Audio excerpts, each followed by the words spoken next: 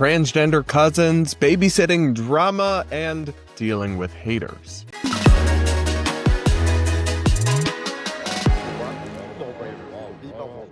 We're going to break this down and all your other wildcard stories, personal life experiences, and questions that you guys have for me in this Voicemail Friday episode of the Brad vs. Everyone podcast, my daily show where normally we take on the craziest stories from across the internet and social media from an independent political perspective. But on Fridays, I listen to your voicemails and react to your crazy stories, questions, and experiences.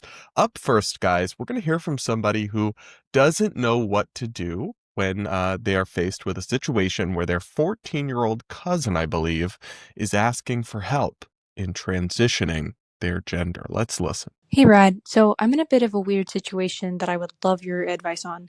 So my cousin is 14, and she has expressed to me that she's wanting me to buy her like binding tape and is wanting a different name and basically just kind of showing that she wants to identify as something else. But my problem here is she has a lot of other mental health issues that she's reached out about, and obviously, well, not obviously, but I do as well, and the family has a history of it.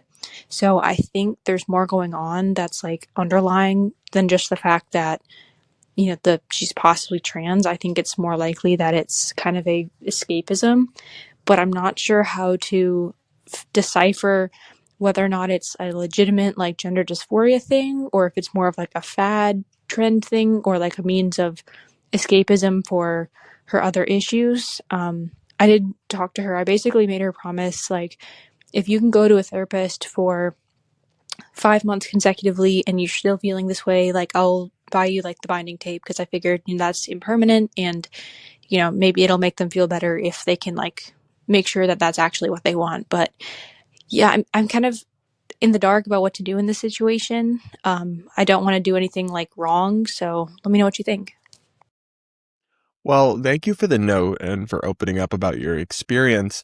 I'll start by saying it definitely sounds like you are trying to do the right thing and you have your cousin's best interests at heart. And so I want to give you like the benefit of the doubt on that.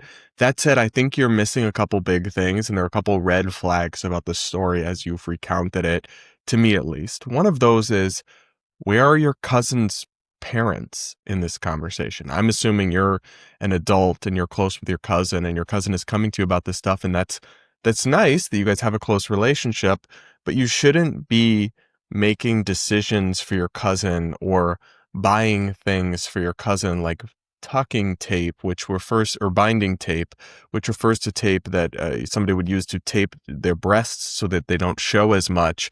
You shouldn't be doing that in without the permission or knowledge or consent of your cousin's parents, your aunt and uncle. Now, maybe there's more to the story here and the parents aren't in the picture, your cousin's all on their own, or there's some sort of distorted family dynamic that I don't know about. So I'm not going to leap to judgment on that. I'm just pointing that out. That's a big missing answer to the questions that I have here about this, because it's your job to love your cousin and be a good friend and support, but it's not really your job to make them these kinds of decisions for them or act as if you are their parent, unless you are their guardian in some situation you didn't tell us about. So that's a big thing. And then I appreciate that you are trying to support your cousin and that you have encouraged your cousin to get therapy and other things. But I do also think that you have a misconception about binding tape. So when it comes to transitioning and maybe using a name or letting someone dress different, that is a different thing than binding your chest with tape, which actually, you should look into some of the research and reporting on this, can cause very serious physical consequences and harm to your development and growth and body. So I actually don't think that is a harmless or totally reversible thing to allow a teenager to experiment with. And I certainly don't think you should be doing that just on the basis of how a 14-year-old says they feel or absent. I just don't think you should be doing that, period. And also, I think, especially when there's these other confounding mental health issues that you discussed, it's really important that your cousin gets evidence-based psychiatric care to treat their other conditions, to see what's really going on with them, and is not kind of just given these culturally or socially popular or trendy solutions and identities to kind of map on to these underlying issues.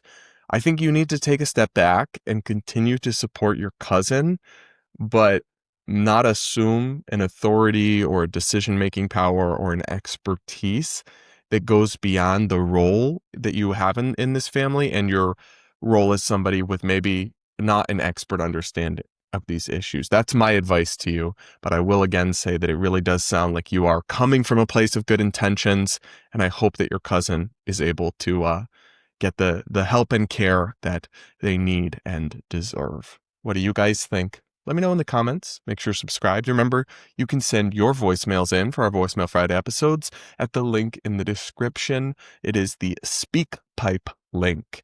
And now we're going to hear from somebody who has an interesting scenario involving a trans-identifying sibling who wants to babysit their child. Let's listen. Hey Brad, my name is Alex. I'm a daily listener and I love your stuff.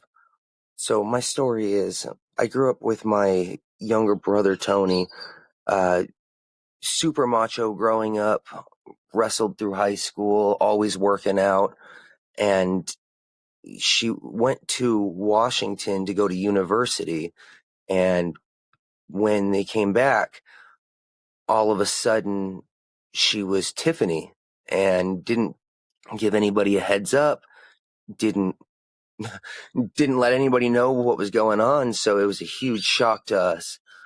So it's been a few years now and we've gotten used to it. It was hard at first, but so now the thing is all she talks about is trans stuff, trans this, trans that, and it's fine. We're cool with all of it, but me and my wife are having our first baby here next month, and she wants to babysit and be a huge part of our baby's life. But, we don't want that, our kid being taught about all of this until he's older. So we don't know. That's our thoughts. Thank you. Well, thank you for the message and for being a loyal listener. Y'all are so appreciated on that front. But it sounds like you love your sibling. You love your sister, right? The trans woman. But you do have some concerns. And it also sounds like there's some communication problems in this relationship, like the way that your sibling informed the family about transitioning and other stuff does not sound like super healthy communication is going on here. But what I would say is this, that like, if your sibling is otherwise a good person and a responsible adult who, like, remove the trans thing, you would trust to be in your child's life and babysit your child, then you should. You shouldn't like exclude them from your kid's life just because they identify as trans or anything like that. But what you can do is have a conversation. And it doesn't matter, I don't think, so much when your baby's like 2 months old and they're not listening and they're not understanding words so much. But obviously when your child is like young and understands language and starts absorbing things, you don't want your sibling, talking about like non-binary gender theory and other, or just like pushing these ideas and values that you don't necessarily want your kid taught as truth. But that is less about, I think, your sibling being trans, which you can explain to your kid when they're older, maybe. And it's more about whether they respect your boundaries and your rights as parents to teach your kids at your own pace and in line with what you are comfortable with. And so at some point, I would just have a conversation with your sibling and be like, listen, I don't want these kind of complicated topics introduced to our son until maybe he's older. So I'm asking you to not bring those things up around little baby Eric or whatever. And I don't think that's actually a remotely unreasonable ask or something that a healthy relationship wouldn't allow for. And so I think as long as you draw that boundary and your sibling respects it, this shouldn't really be an issue. Of course, if your sibling is not reasonable and tries to play victim or scream outrage over this, then I think you'll have to navigate that. But it's not an unreasonable thing to ask, and you certainly don't need to cut out your sibling from your child's life just because they've got gender dysphoria and are transitioned or anything like that.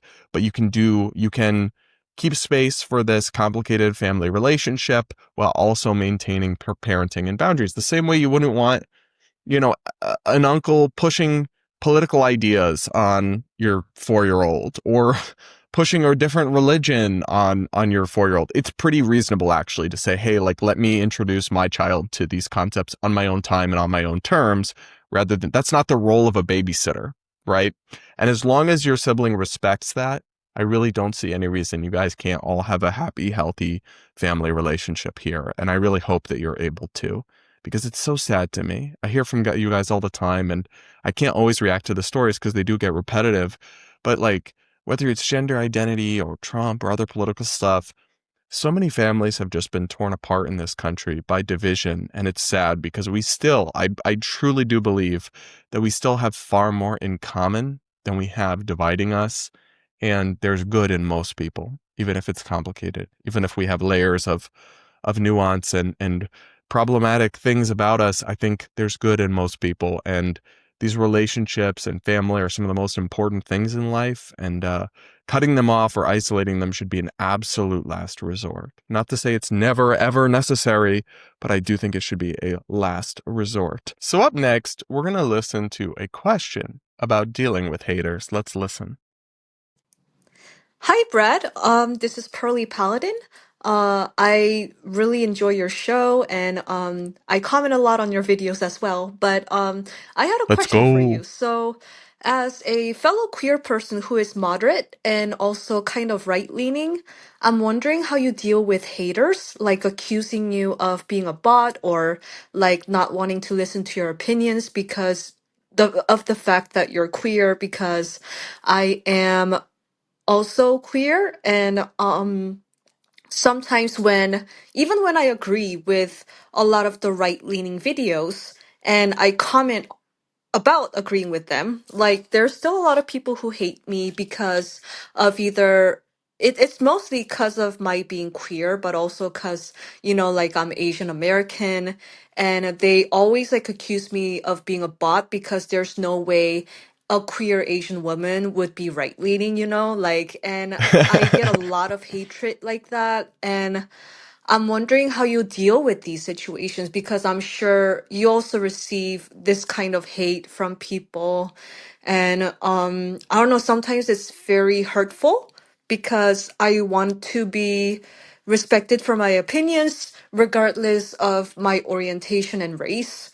So yeah, I wanted to hear it from a fellow queer person. So I'm trying really hard not to bristle at the reference to me as a queer person, because I know that you don't mean anything by it. You're just trying to say, like, a person who's gay or bi or lesbian or whatever is a queer person.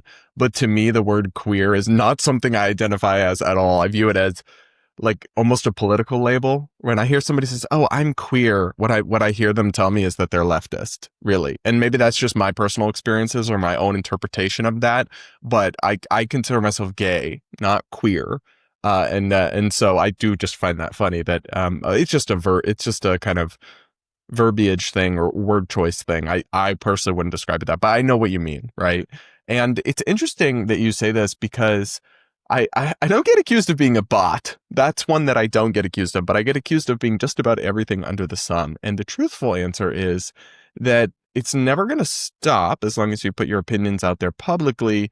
But what you have to do at some point is just decide whose opinions are important to you. Because if you just allow the whole world to kind of define you by what they say about you, well, in any sort of public political space or conversation, that is a recipe for misery, let me tell you, because there are people out there on the far left, the far right, who are just determined to misrepresent and smear you if you go against their personal beliefs or their holy grails or their pet projects, or if you don't fit neatly into a box that they think you're supposed to be in. And yeah, so what I personally do, and that's all I can really speak to, is just tell you what I do, and you can choose to model it or choose to not, is I have maybe 5 or 6 people close to me in my life whose opinions I truly value and consult. Then I also have some maybe professional relationships with people whose opinions I respect in the same work field. And I evaluate my sense of self and my work and whether I should feel good about myself entirely, as in 100%, based on how those people feel about what I'm saying and what I'm doing, and 0% based on what anime profile pics or groypers on Twitter or social media are saying, because half of those are probably not real people, and the ones that they are sad people, frankly. Oftentimes they're not operating in good faith. And what's that saying, like, never take criticism from somebody you wouldn't take advice from? Obviously there's a limit to that, because even a unimpressive person can make a true point or true critique, but generally speaking, you can't let other people's opinions define you. Only the ones who you actually care about and know in real life. That would be my advice to you. And that is the personal philosophy that I take to help me cope through the endless slander and backlash and attacks that I face. Now, up next, we have an interesting, and remember, guys, send in your voicemails to the link in the description, the SpeakPipe link. We have an interesting question from somebody about disclosure when you have an intersex condition, or better described as a difference of sexual development. Let's listen. Hi, Brad. Do you think that somebody with a disorder of sex development or a difference of sex development in which they have some female physical traits and some male physical traits, or vice versa, is obliged to tell their partner that they have a difference of sex development? So this was an interesting question, because I hadn't thought about this specific issue. I've thought about this previously in the context of trans people that don't disclose they're trans, or that even sometimes intentionally like try to trick people. If they've had surgeries or whatever, they're like, can I get away with this? And they won't notice. And I find that to be very gross. And depending on the situation, like borderline criminal behavior, at the very least unethical, because dishonesty shouldn't be a part of romantic or sexual relationships, really in any capacity, but especially when it comes to the things that like fundamentally define those relationships, among which biology and anatomy play a pretty important role for most people. No shade to the bisexual kings and queens out there who maybe don't care, but that is not most of us. So I am generally pretty skeptical of any sort of deception through omission or deception through lying. Like, whether that is a man lying about not being married, lying about having a job he doesn't have to, impress a woman or seduce a woman, I think that is deeply unethical. Or whether it is a trans woman not telling a guy that she is a trans woman and then performing an act that he might not have consented to, all of it gives me the ick. All of it is vaguely predatory behavior in one way or another, because you are tricking someone into doing stuff with you they wouldn't otherwise consent to. And as far as intersex, it's a little more complicated, because it's not easy to understand for a lot of people. For example, like if you're somebody who has female genitalia but internal testes, hard to kind of explain that over a bar conversation. But what I would say is that just because you have a DSD, there's nothing morally wrong with you. You haven't done anything wrong. And there's no good way to start a relationship with dishonesty. Honesty is like the building block of a healthy relationship. So if you don't start with that, I don't see how you can go on and build something positive. So I would say there's nothing that you've done wrong, and there's somebody out there that's right for you and that will love you as you are. And that is somebody with a DSD. And maybe it's not you, maybe you're asking in general, but maybe you're asking for yourself. I don't know. And so, yes, I think you should disclose it. And anybody who wouldn't want to be with you because of it isn't the right person for you anyway. So don't waste their time. And more importantly, don't waste your time on somebody who isn't right for you, because again, you've done nothing wrong, right? By simply having this genetic birth thing, right? It's not something that's going to be a deal breaker for every person, or most people, even depending on the situation. And you deserve somebody who accepts you as you are, not somebody who wouldn't want to be with you if they knew the truth about you. That's the thing. Same with friendships, where they're like, my friends would hate me if they knew I was conservative. It's like, dude, your friends already hate you. They just don't know it. And I feel similarly about this. So I will always say on this kind of thing, when it comes to relationships and social dynamics, honesty isn't always comfortable. It isn't always fun. It can be awkward and uncomfortable, but it is fundamentally the best policy, at least in my opinion. And that's what we do here on the Brad versus Everyone podcast. I give my opinion. So y'all will have to let me know what you think in the comments below. Make sure subscribed if you aren't yet. Hit the like button and send in your voicemails at the SpeakPipe link in the description for our Voicemail Friday episodes. And that'll be it, guys, for today's episode of the Brad versus Everyone podcast. Thanks so much for tuning in, and we will talk again real soon.